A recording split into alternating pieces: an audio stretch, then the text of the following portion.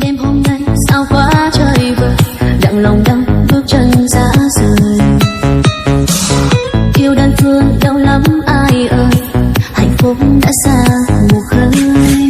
Khi xưa mình bên nhau em dẫu không nói ra, nên anh đâu biết yêu thương trong em là bao nhiêu là mong, nhiêu là bao nhiêu là yêu. Suốt cuộc đời này chắc không bao giờ anh buồn. Tôi ai muốn làm gì tôi ai bước đi đi, đừng hoài mong nữa anh ấy không yêu mình đâu mà. Đã cố gắng dừng lòng quên anh chẳng an tâm, vì em cảm thấy anh kia không yêu anh thật lòng.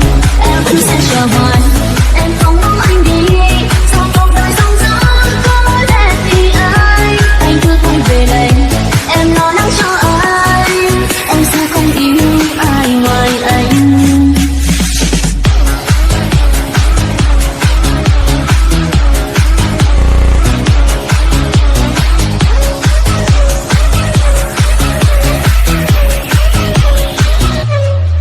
Xa nhau mình em đau, em giấu anh có hay, chia tay nước mắt buồn tay anh đâu cần. Bên em và yêu, yêu rồi dần xa càng quên, đớn đau yêu anh chắc không bao giờ anh biết. Tôi anh muốn làm gì